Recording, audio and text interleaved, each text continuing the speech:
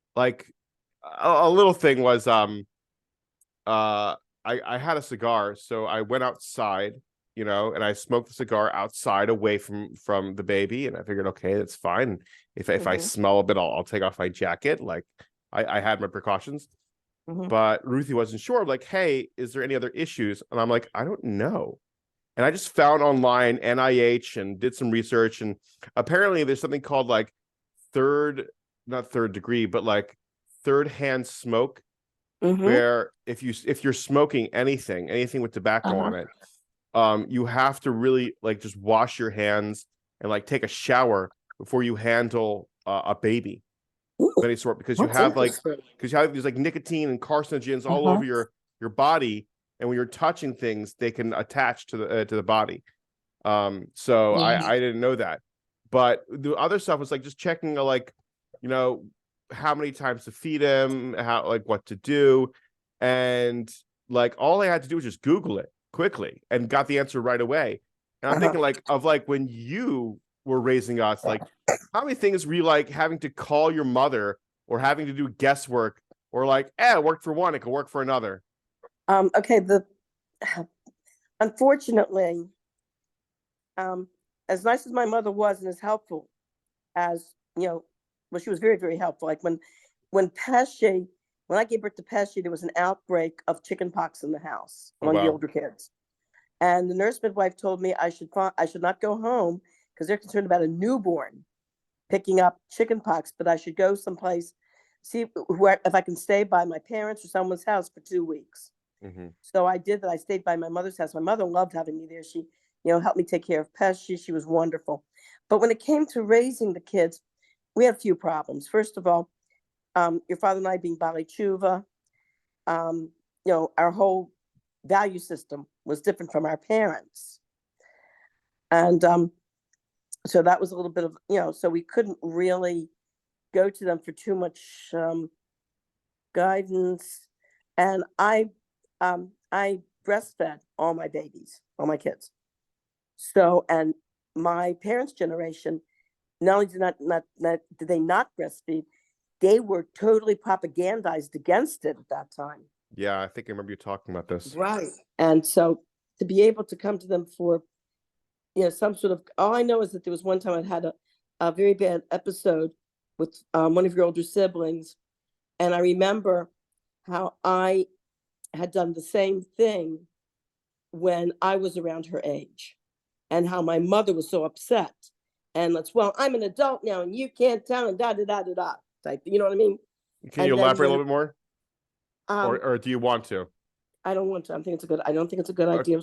It involved No, I think it's best not to elaborate It's too gonna be much. great It radio. it Fantastic. involved It'll be good. Do it. it Do it. it Do it. it involved Peer it pressure. it, Peer pressure. it involved a member of the opposite sex. Okay. Oh, a boy. Okay, it Oh, involved a don't date a boy. shitty boy. When I was in college, dating this guy, falling in love with him. First of all, he wasn't Jewish. Secondly, I didn't realize it at the time, but he was really quite psychologically abusive, Yeah, and I emotionally didn't realize abusive, at the time.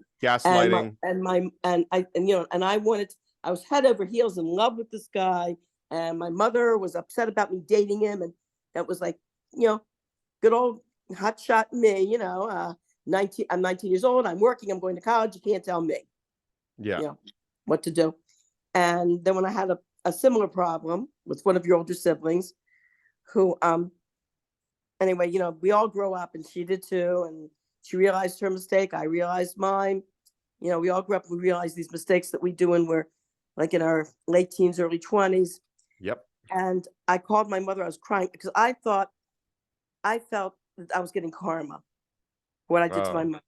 I called her up. I was crying and crying and crying. I said, Mom, I was what I did was stupid. Please forgive me, forgive me, forgive. I kept asking, please forgive me. And my mother said, forgive you for what?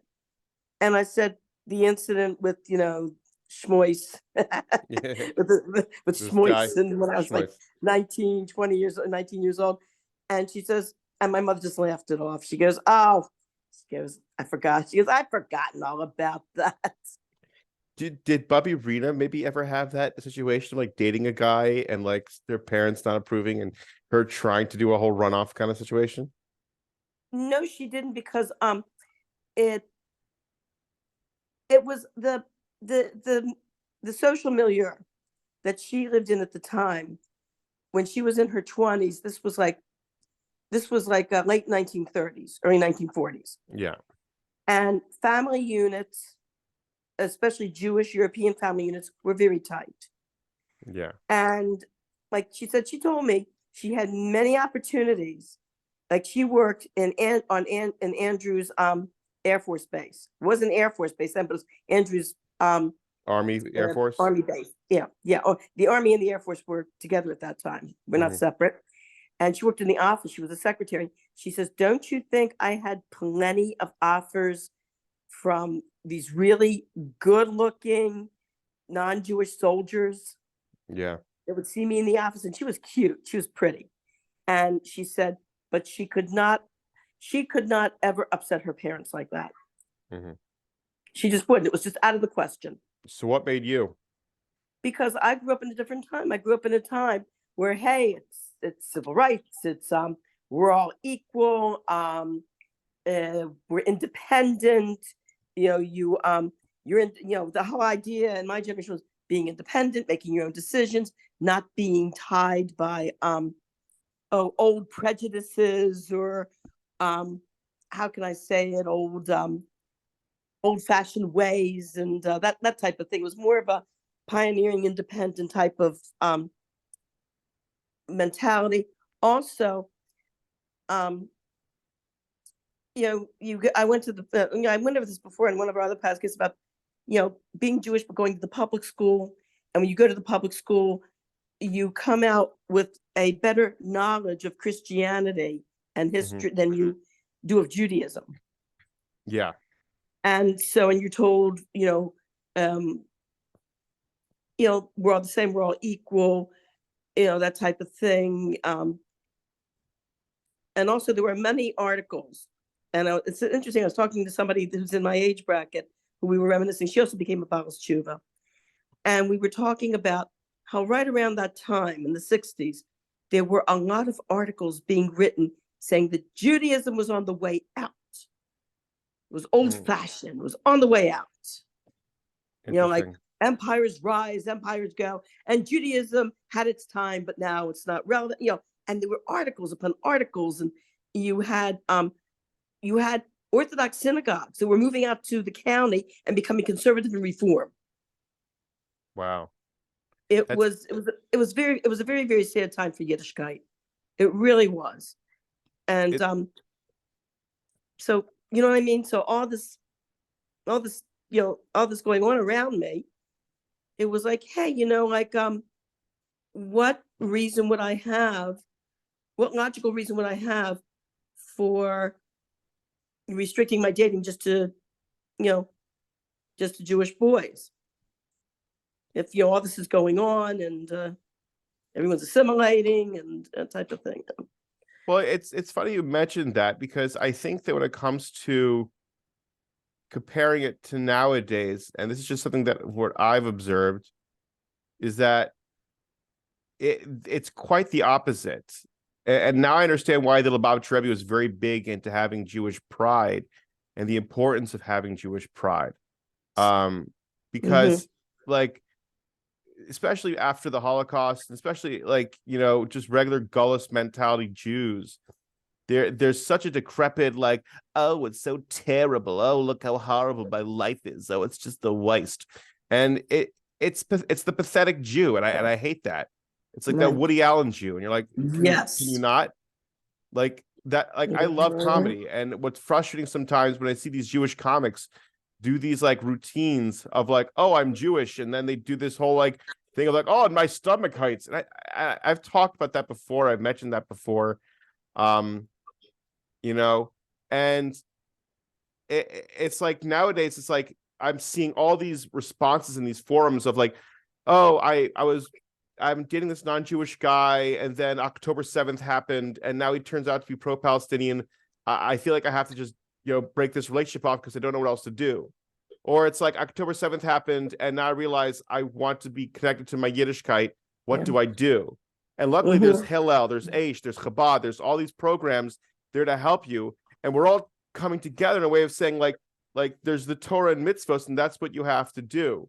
And that's where it's getting to a point where it's just like, I think there's just another resurgence of Yiddishkeit, where it's taking on this form of, it's just Judaism. It's not like, oh, I'm Reformed, so therefore I do A, B, and C, or I'm conservative and I do A, B, and C, or I'm Orthodox and I do A, B, and C. It's more of like, I'm Jewish, and if I'm Jewish, I put on tefillin. I keep Shabbos to whatever degree. I keep kashrus to whatever degree, because that's what a Jew does. And Yeah. it's like that identity is really what's coming together, or what I see now. Well, I've had that a few times where that I've offered like Shabbos candles or pamphlets about Taras Mishpacha to somebody, and a woman will say, "Oh, I don't do that. I'm Reformed." I said, "Well, you could be a Reformed Jew and still light Shabbos candles and still do Taras Mishpacha. Just because Yeah. you're Reformed doesn't mean you can't do these things." And I think that's what people are realizing now, where it's just like they don't need to have this label to them to define what they're supposed to do, to like just do what is actually the right thing to do and what's supposed to do. It's funny because you mentioned like, and we've mentioned this earlier on the podcast, and I think it's just funny to bring it up all the time, where it's like, when Reform movement came out, no one would wear a yarmulke. Now in the Yes. Reform movement, everyone's wearing a yarmulke. Mhm. Everyone's wearing a talis. Actually, there have been some Reformed temples that have actually flipped over and become Orthodox. Well, that's the different story. That's because of membership issues, where, I mean, I could have my criticism and whatnot, but what basically happens is that when you chip away at something and you whittle it down to the gems, you got nothing else left. It's hard to grasp to the identity of it. Like, and I've seen people complain about Reform, shuls, that it gives a very churchy vibe, and some people don't like that. I remember I had a friend, and by the way, he became from event later on in life. And when I was in junior high school, I think 8th grade, and I wasn't that observant, but I knew I did not like the Reform movement. I knew I thought they were a bunch of hypocrites. So he said, "Oh, come on." He says, "Come with me Friday night to my Reform temple. You'll love it. Oh, you've got to go. You've got to go. You've got to go."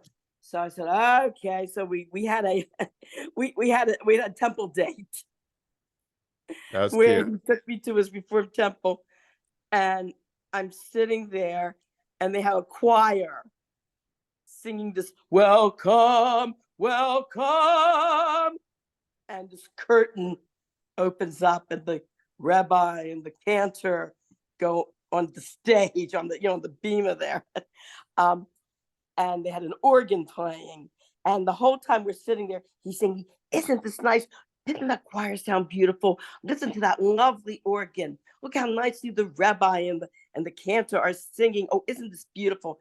And I'm thinking to myself, I'm not even answering him. I'm just sitting there like putting up with this. I came home. My mother said, "What'd you think of it?" I said, "I didn't know whether I should cross myself or star myself." Wow. Yeah. I mean, I thought I was in a church. yeah. And then when I got my job in college, singing as a soloist in a Lutheran church, I saw, my gosh, how the Reformed, Jewish service is totally tailored after the German Lutheran service. I think that was done on purpose. Yeah, it was. Of course, it emanated from Germany. Yeah, it was supposed to be like like a copy, like an adaptation, right, of the German Lutheran service. They said Germany is my Israel and Berlin is my Jerusalem. I think that was like the main thing the Reform movement had, I think, in the 1800s or 1700s when they came out. I think so. Yeah, it was the time of the Alter Rebbe in the 1700s. The late 1700s. The late 1700s. Remember the story about the guy from the Reform movement that they were trying to get Jewish children from Ukrainian and Russian families and taking them to these so-called yeshivas in Germany when they were really schools of the Haskalah movement. Did you hear that story? I think I Very famous do. story.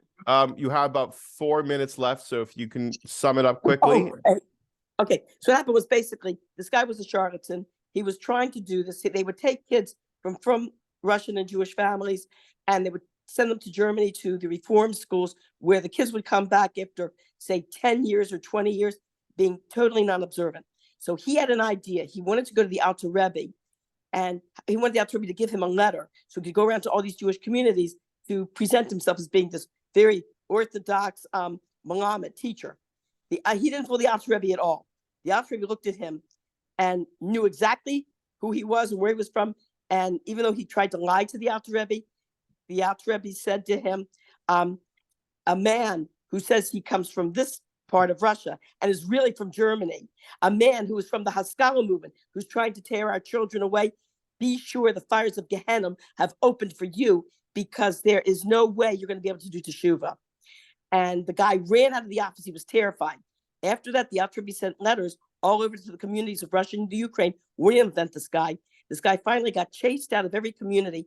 He and his wife immigrated to America, and that would have been the end of the story, except that many, many years later, some Chabadniks were going around passing out like Shabbos candles and things, and an old woman gave them a very, very nice dove, like thousands of dollars, and said, I think the reform movement is really damaging our children. And then when they brought the Nadava to the office, a couple of weeks later, Rabbi Klein called them to the office and said, the old lady that gave you all that money passed away. So we're so sorry. Do you know who she was? No. She was the granddaughter of that Malamed, of that reform guy from the Alter Rebbe story. Oh, wow. And you summed it up in about 2.5 minutes. Way to go. Yay! Sorry. It's possible for a woman to do such a thing. I believe in it, Nima. As long as, if you will it, there is no dream. But yeah, it's very interesting, because I remember I actually had a Reform Chumash from a Reform publishing company, and I had it in my library for a long time, and I was like, I don't know, whatever, let me just take a look at it. And it was like one Shabbos Friday night meal. I was like, okay, let's go ahead and just open up this week's Parsha. Let's go ahead and read from the Reform movement. Let's see what happens. And I start reading. It's talking about Avram and Sarah, I think, and talking about this convoluted version of it that really pornographically and very derogatorily explains the story in a very like twisted way, where it's like you're getting the facts off, like things are a little bit different. Sorry, I do apologize for my baby. He's a little hungry, which is fine because we're almost out of time.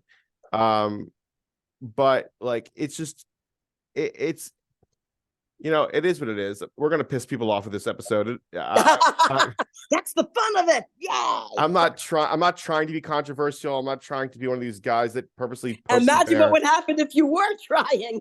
If I was trying, oh my gosh, believe me, there would be no end. I wanted to have a nice conversation with you and record it and put it up as a podcast. That's all I was trying to do. I wouldn't want to try anything else. But like, this is just how the conversation goes. But I love you. Have a wonderful Shabbos. Love you. Have a great Shabbos, darling. I'll talk to you later. I'll give you a call. All right. Okay, sweetheart. Love you. Love you. Bye-bye. Bye-bye.